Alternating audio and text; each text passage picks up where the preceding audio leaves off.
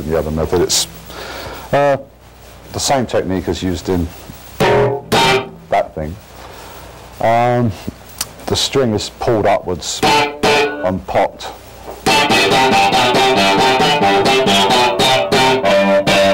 You can also use two fingers to play chords.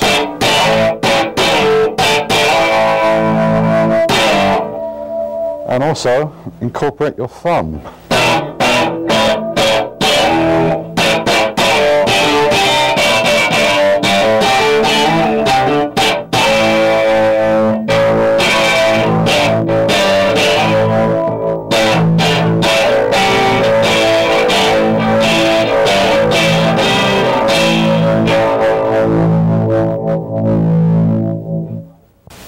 Okay, that's enough of right-hand techniques for the time being.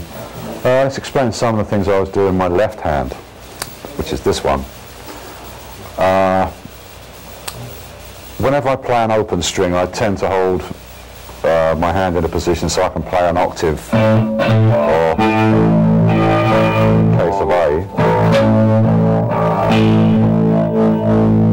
So I always tend to keep the octave handy or a chord handy. Take A for example again.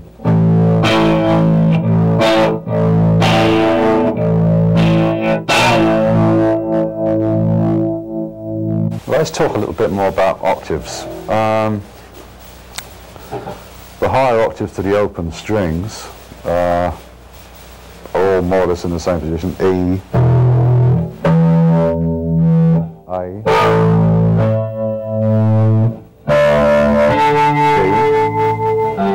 and those octaves are also here.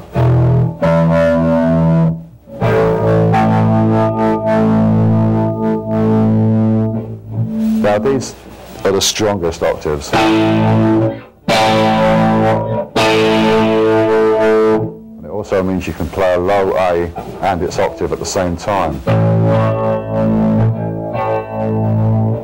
These, because of the shortness of the string, never sound as good as the lower ones. Very duff. Okay. Using your thumb and your first finger, you can also play the other octaves together.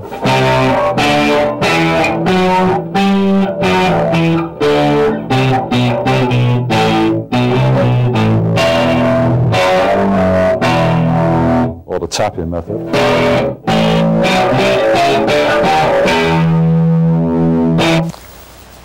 Okay, one way of playing fast passages is the use of left hand hammer-ons, which is a technique of playing the note and then hammering on the next one.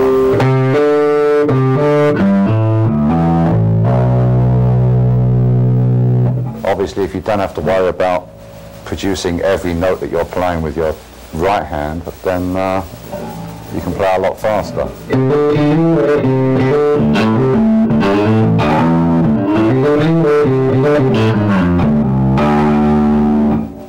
Now, they kind of go hand in hand with left-hand pull-offs, which is just plucking the string after hammering on.